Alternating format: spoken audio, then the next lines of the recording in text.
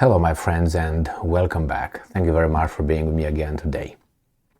In this video I will share with you some ideas about freedom, about personal freedom, about the government, why the government would dislike free people instead of having them incorporated in their scheme of control.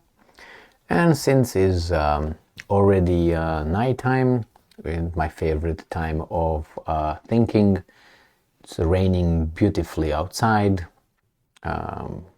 everybody seemed to sleep. I already enjoyed some wine, and I think I should talk about personal freedom. Free people. And I will start with this. These are my observations and things that I encountered in my life. I observed, I analyzed, synthesized, and I reached some conclusions, as well as from my limited knowledge I acquired through lectures, discussions, exchange of ideas, and definitely books. Good books. And let's start with this. I learned that there are mainly two kinds of people with respect to liking to be alone, left alone, or being in everybody else's business. That's nothing else than I want to just be left alone, doing my thing. I don't want anybody to tell me what to do. I don't want to harm anybody. Just let me do my own thing. This is one kind. The other kind is people who cannot live without seeing what the first one is doing, and trying to use the third party, which usually is the government, in order to make that person somehow do what these guys want that person to do and how they want that person to really live his life or her life. I also realized that strong people are usually on the first category and weak people are on the second category. Second category, usually I observe that they are people who need a parent figure. They need something to answer to, which could be the government, could be mommy when you're a child, could be daddy, could be, I don't know, certain kind of divinity, and so on. I know if you caught that, you might equate weakness with having the desire to have someone above you tell you what to do and feeling that you're loved. But you have to follow rules in order to be loved. Whereas the other ones don't really care about being loved. No, they are good with what they have. They have other ideas than having problems with themselves and looking at everybody else, what everybody else is doing. Now, how do you think a government can control these two groups? Well, the first group, if the first group is the one that's, you know what, I just want to have my own thing, my own business. I want to have my circular way of living my life. I don't want to interfere with them. I don't want to depend on them. I want to depend on myself. I want to be responsible for my actions and I want to respond to myself. I don't want to hurt anybody. You stay there, just don't bother me. Let me live my little thing. Let me do my little thing. Let me do my little thing. And other things that you might think. You may paint, you might write things. You might ride a horse, you might go fishing, you might go hunting. Those things that you want to do. Whereas the other side usually is employed with someone, works for someone else, or mainly the government. The problem is the first one, if he says something in public, like, I don't like those guys because those guys are like this, I don't like that, they cannot really affect his life. They cannot touch him because he's alone. He's on his own circle or self-dependency. Whereas the other group, let's say someone works for the government, and let's say goes and tweets something.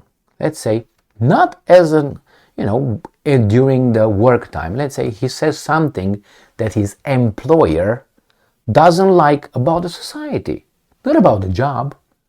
Then you can get fired. That means you will watch your mouth. That means lack of freedom in what you say, because there's going to be retaliation against you. So you're not free at all. So you're going to be a weasel.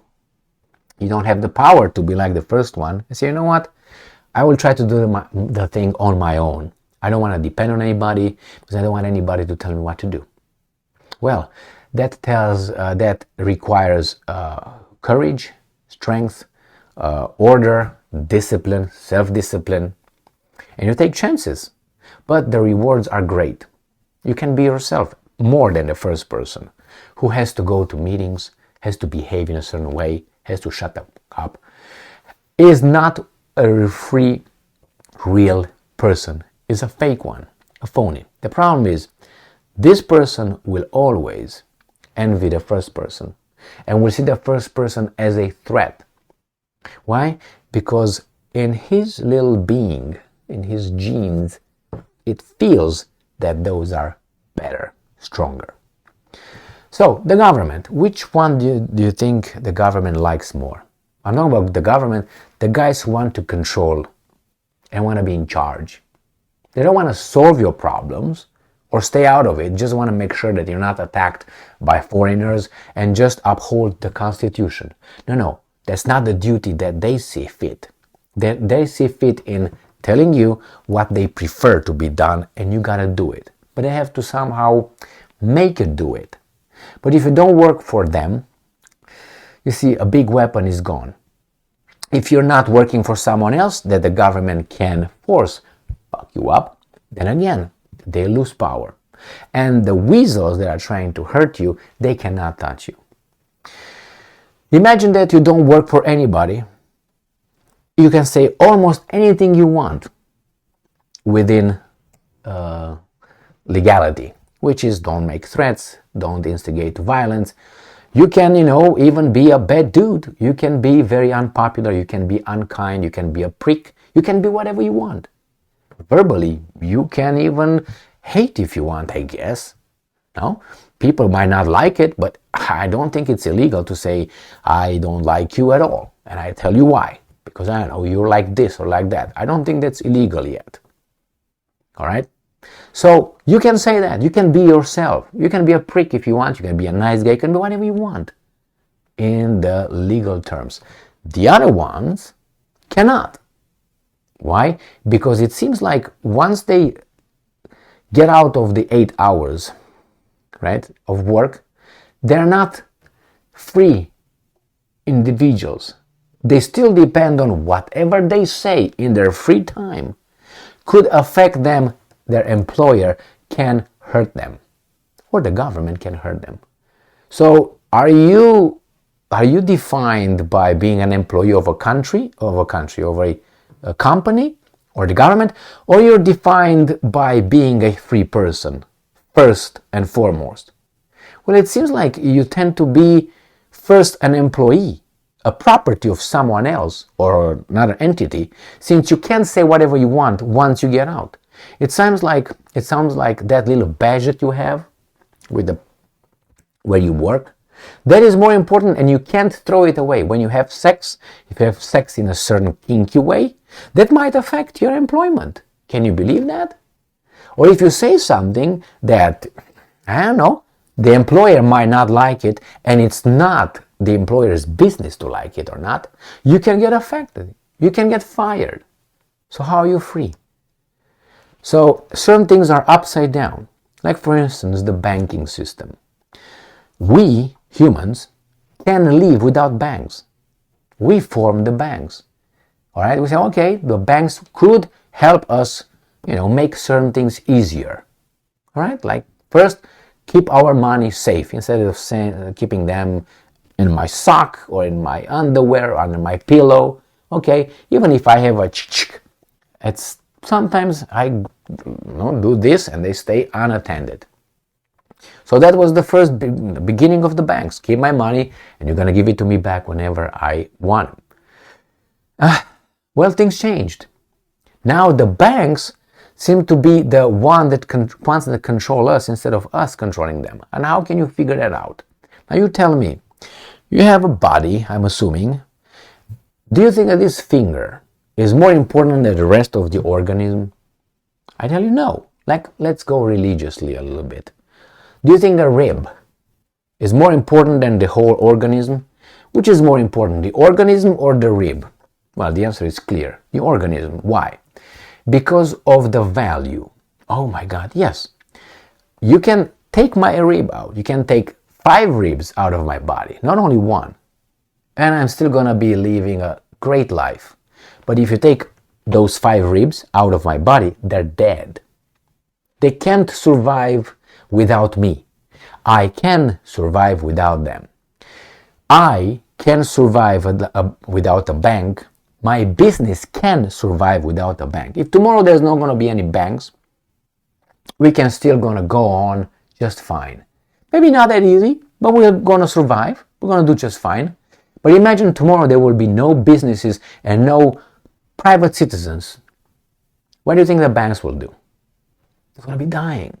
So again, things are upside down. A government exists because we exist, the citizens. Without us, the government would not be in place.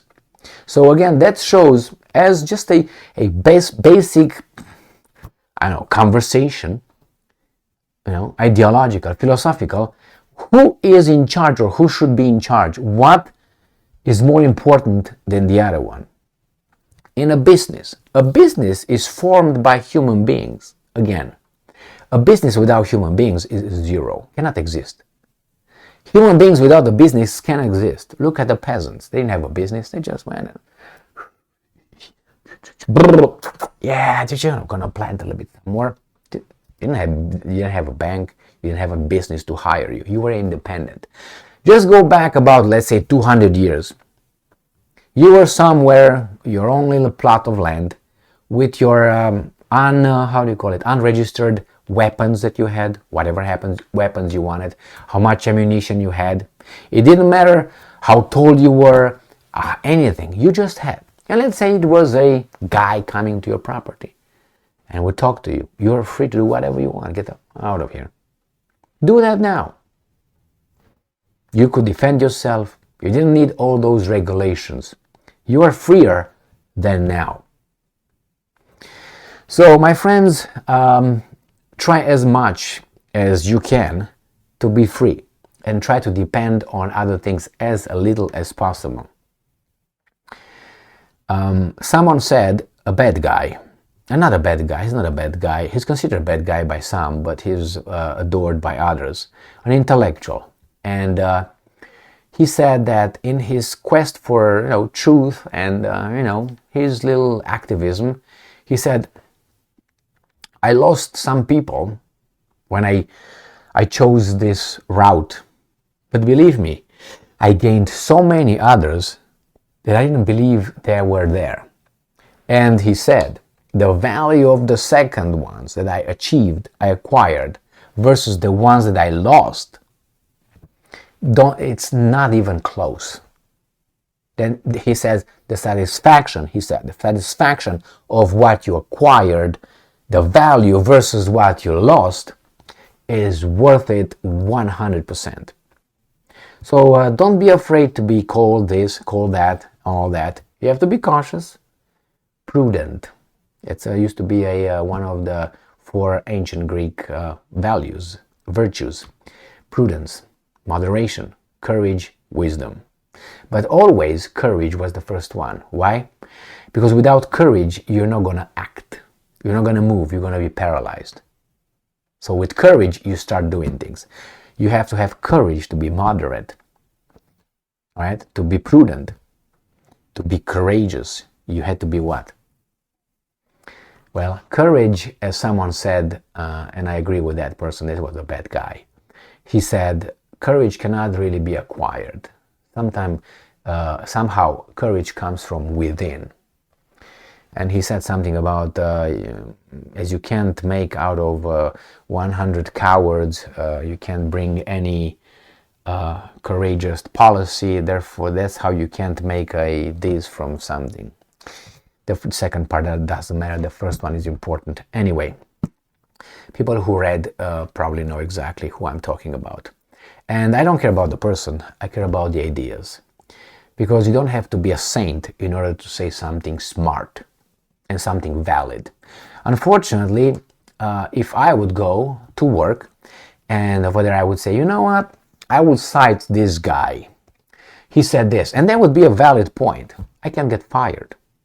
That's how free I am. That's how free speech works. Or let's say tomorrow I will post something on Facebook of someone else, and let's say my employer would not like that. I can get fired. So you see how free you are? But if you don't work for anybody else but for yourself, and you post something on Facebook that's not popular, nobody can fire you. As long as it's not illegal, you're a free person. Good job. So, thank you very much for being with me again today. Stay strong, stay smart, look for the truth, and be just.